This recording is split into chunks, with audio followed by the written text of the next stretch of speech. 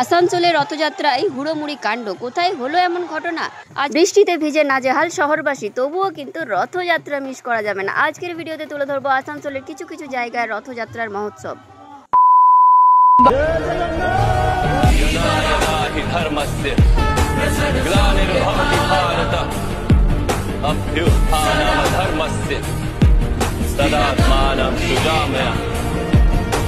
নমস্কার বন্ধুরা, আমি শুভ্রা, সকলকে রথযাত্রার অনেক অনেক শুভেচ্ছা।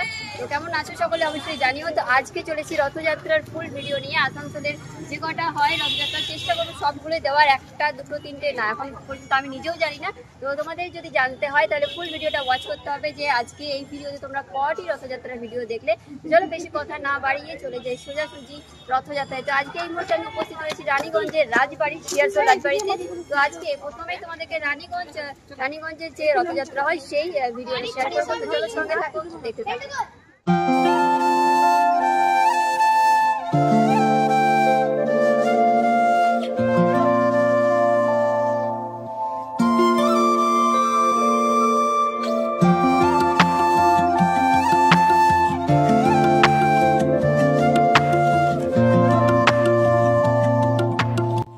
ছোটবেলায় আমরা এই দিনটার জন্য অপেক্ষায় থাকতাম যে কখন আসবে রথযাত্রা, কখন আমরা বাবা মায়ের হাত ধরে রথে যাব, কখন আমরা রথের দড়ি টানবো। তো যাই হোক, আজ বড় হয়ে গেছি, কিন্তু ছোটবেলা সেই দিনগুলো ভুলে যায় না। তো সেই দিনগুলো আবার মনে পড়ে যায় যখনই আসে রথের দিন। তো চলো সঙ্গে থাকো, দেখতে থাকো। রানীগঞ্জ শিয়ারসোলের এই রথযাত্রাটি হচ্ছে অনেক পুরনো, প্রায় 100 বছরেরও বেশি। তো এমনটাই কথিত আছে যে এই রথযাত্রার দিনে ভগবান নিজেই আসেন দর্শন দিতে। অর্থাৎ তোমরা এখন দেখতে পাচ্ছ সকাল সকাল কিন্তু রাজবাড়ি থেকে 3 ভাই বোনকে, অর্থাৎ জগন্নাথ দেব, বলরাম এবং সুভদ্রাকে নিয়ে যাওয়া হচ্ছে রথের উদ্দেশ্যে। তারপরে কিন্তু রথযাত্রা শুরু হবে। পুরো বৃষ্টি পড়ছিল তখন, সেই বৃষ্টির মধ্যেই কিন্তু এই রথযাত্রাটি সম্পন্ন করা হয়েছে রানীগঞ্জে। তো আমরা সেই সময় উপস্থিত থাকতে পারিনি, ভিডিওটা কালেক্টেড। আবার এটাও জানা গেছে যে এই যে 3 দেবদেবীর মূর্তি রয়েছে, প্রভু জগন্নাথ দেব, বলরাম এবং সুভদ্রা, এই 3 মূর্তি কিন্তু পুরোটাই রূপোর তৈরি, সেই জন্য কিন্তু বেশিক্ষণ বাইরে রাখা যায় না। রথযাত্রা সম্পন্ন করেই কিন্তু তাদেরকে আবার কিন্তু মন্দিরে রেখে দেওয়া হয়।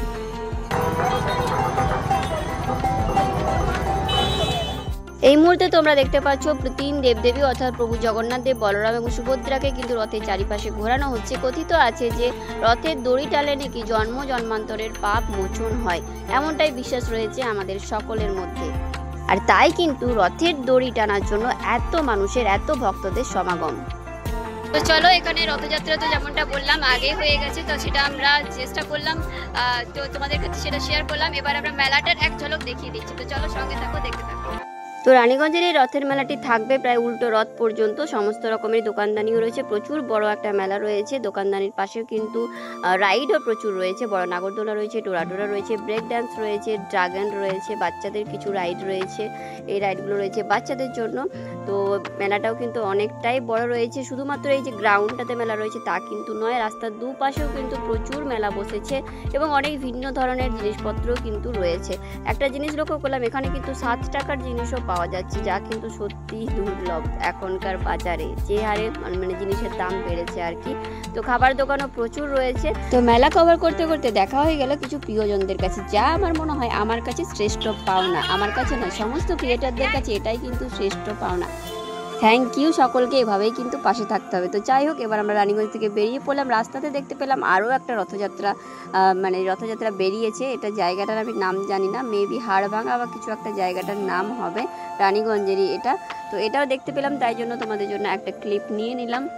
তো সকলেই কিন্তু অবশ্যই কমেন্টে জয় জগন্নাথ লিখে যেও।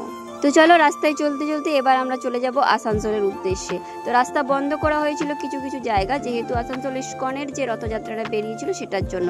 তো ফাইনালি আমরা পৌঁছে গেছি আসানসোলের গড়াই রোডে, যেখানে রথযাত্রা অর্থাৎ জগন্নাথ দেবের প্রসাদ দেওয়া হচ্ছিল। প্রসাদ নিয়ে আমরা জয়েন করলাম আসানসোলের রথযাত্রায়, অর্থাৎ আসানসোল ইস্কনের রথযাত্রায়। এই মুহূর্তে আমি রয়েছি এসবি গড়াই রোডে। আমরা পৌঁছে গেছি আসানসোলের গড়াই রোডে, যেখানে কোথাতে যে রথযাত্রাটি হয় সেটার শোভাযাত্রা বেরিয়েছে। চলো সঙ্গে থাকো, দেখতে থাকো।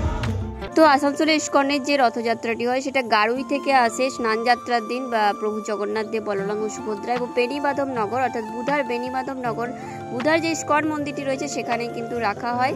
তারপরে আজকের দিনে কিন্তু সেই রথযাত্রা বেরিয়ে কিন্তু প্রথমে বুধা পেট্রোল পাম্প থেকে বেরিয়ে সোজাসুজি চলে আসে ময়দাকল মোড়, হসপিটাল মোড় হয়ে ময়দাকল মোড় হয়ে সোজাসুজি কিন্তু মেন রোডে ধরে, অর্থাৎ মহাবীর স্থান হয়ে কিন্তু পুরো আসানসোল ঘুরে বিএনআর হয়ে কোর্ট মোড় হয়ে আবার গড়াই রোড হয়ে কিন্তু বুধা ময়দানে এসে মিলিত হয়, অর্থাৎ প্রবেশ করে। তো দেখতে পাচ্ছ তোমরা সেই রথযাত্রায় কিন্তু প্রায় হাজার হাজার মানুষ অংশগ্রহণ করেছে।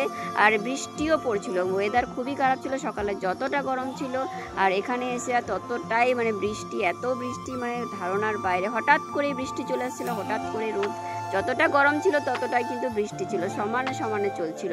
আর প্রচুর ভিড়। আর অংশগ্রহণকারী সমস্ত ভক্তবৃন্দদের কিন্তু নানা রকমের প্রসাদও দেওয়া হচ্ছিল, জিলিপি দেওয়া হচ্ছিল, আম দেওয়া হচ্ছিল, নানা রকমের প্রসাদ যখন যেটা দেওয়া হচ্ছিল। এছাড়াও কিন্তু রাস্তায় অনেকে শরবত পরিবেশন করছিলেন। আর এই হচ্ছে সেই দড়ি যেটা কিন্তু আমরা অর্থাৎ আমাদের হিন্দু ধর্মের একটা বিশাল মান্যতা রয়েছে যে এই দড়ি যদি টানতে পারা যায় তাহলে কিন্তু জন্মান্তরের কিন্তু পাপ মোচন হয়। আর সেই দড়ি টানতে কিন্তু এত মানুষের সমাগম। তো তোমরা কে এই রথযাত্রায় অংশগ্রহণ করেছিলে অবশ্যই কিন্তু কমেন্ট করে জানিও।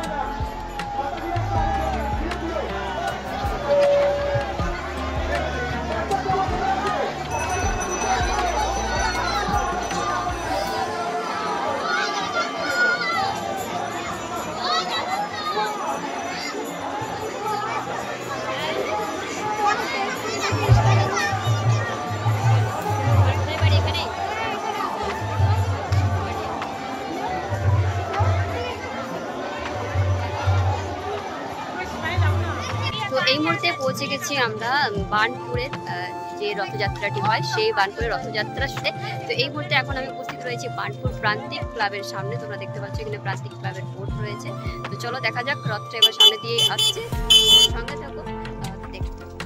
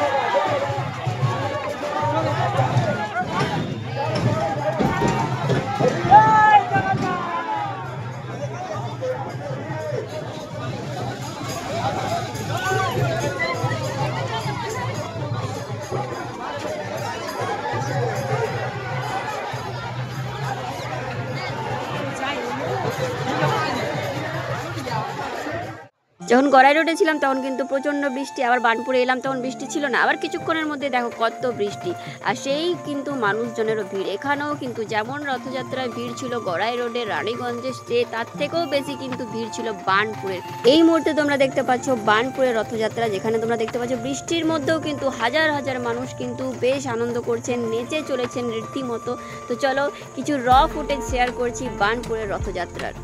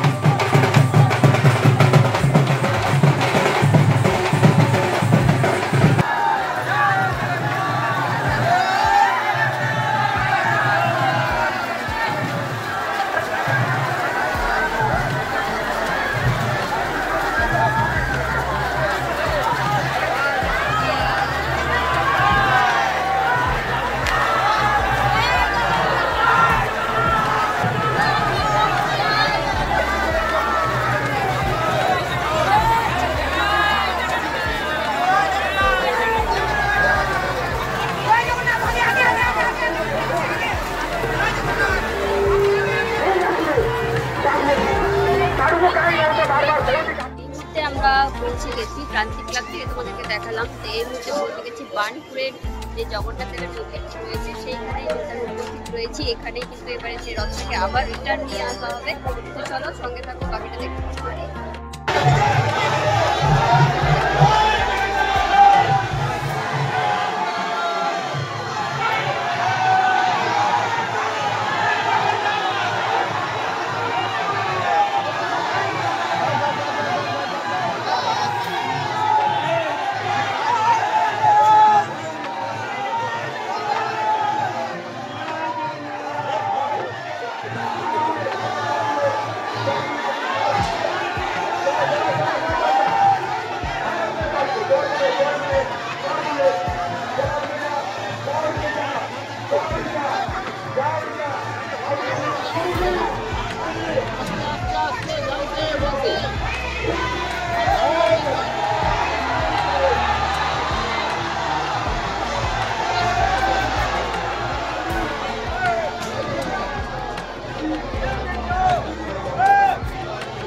তো আমি তো এই প্রথমবার দেখলাম বার্নপুরের রথযাত্রা। কিছুক্ষণের জন্য মনে হলো যেন পুরীতেই চলে এসেছি, এত পরিমাণে ভিড়, এক্সেস লেভেলের ভিড়। আসানসোলের আর সব জায়গা থেকে কিন্তু বার্নপুরেই বেশি ভিড়। তোমরা কি বলো?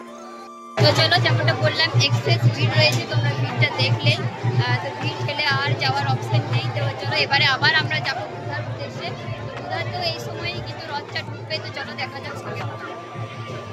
তো বার্নপুর থেকে বেরিয়েই চোখে পড়লো ছোট্ট ছোট্ট রথ, যেগুলো বাড়ি ময়দান থেকে অনেক বাচ্চারাই কিন্তু বার করে, যেগুলো কিন্তু সত্যি বাচ্চাদের কাছে একটা খুবই আনন্দের জিনিস এবং আমাদের হিন্দু ধর্মের কাছে একটা আবেগের জিনিস।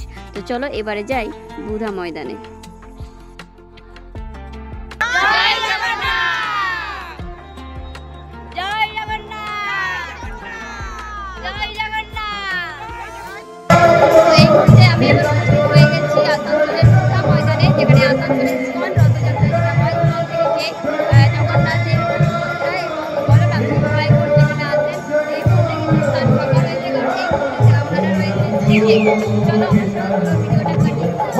তো আসানসোল ইস্কনের যে রথযাত্রা বুধা ময়দানে হয়েছিল, সেখানে প্যান্ডেলটা কিন্তু খুব সুন্দর করা হয়েছিল, দুর্গাপূজার প্যান্ডেলের মতো হয়েছিল।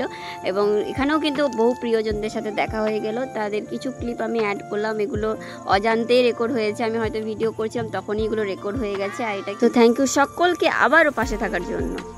তো প্রিপারেশন ভিডিওতে বলেছিলাম একটা বিশাল বড় প্যাভিলিয়ন করা হয়েছে। সেই প্যাভিলিয়নে একদিকে প্রোগ্রাম চলছিল আর অন্যদিকে কিন্তু খাবারের প্রচুর স্টল হয়েছিল। ঠিক আছে, এখানে প্রচুর মুখরোচক খাবার তোমরা ফাস্টফুড পেয়ে যাবে, অনেক মিষ্টি জিনিস পেয়ে যাবে, নানা রকমের খাবার তোমরা কিন্তু এখানে পেয়ে যাবে। আর এখানে যে প্রসাদটা দেওয়া হয় সেটা কিন্তু টোকেন সিস্টেম, সেটা কিন্তু সকলকে বলে রাখি। অনেকেই প্রসাদের নিয়ে জিজ্ঞাসা করেছিলে, তো তাই জন্য ডিটেলসটা দিয়ে রাখলাম। এটা কিন্তু টোকেন সিস্টেম। আর উল্টো রথ পর্যন্ত কিন্তু এই খাওয়া দাওয়া অর্থাৎ প্রসাদ খাওয়ানো সমস্ত প্রোগ্রামটাই থাকবে। তো চলো আরও একটা ফুটেজ অ্যাড করলাম। এটা হচ্ছে মা মুক্তাই চণ্ডী পাহাড়ের যে রথযাত্রা হয়, বিশাল ভিড় হয় এখানে। তো আমার প্রাণের জায়গা, আমি যেতে পারিনি, খুবই মিস করলাম। নেক্সট ইয়ার তো আমি অবশ্যই যাব, মনে হয় আমি 2-3 বছর যাইনি। তো যাই হোক, নেক্সট ইয়ার অবশ্যই আমি যাব। তো আর আমি সেভাবে ভিডিও পাইনি, যেটুকু পেয়েছিলাম আমি অ্যাড করলাম। তো যদি কারো কাছে থাকে আমাকে অবশ্যই ভিডিও পাঠিয়ে দিও, আমি আবার একটা ভিডিও তাহলে পোস্ট করতে পারবো। তো যেমনটা শুরুতে বলেছিলাম, তোমরা এবারে কাউন্ট করে বলো যে তোমরা কটি রথযাত্রার ভিডিও দেখলে এই ব্লগটিতে, কমেন্ট করে জানিও। আর কে কোথায় রথযাত্রা অ্যাটেন্ড করেছিলে সেটাও কমেন্টে জানিও। তো রথযাত্রার ব্লগটি এখানে শেষ করলাম। দেখা হবে আবারও নতুন কোনো আপডেট নিয়ে। সঙ্গে থাকো, পেজটিতে ফলো করে নিও। ভালো থেকো, সুস্থ থেকো, পাশে থেকো।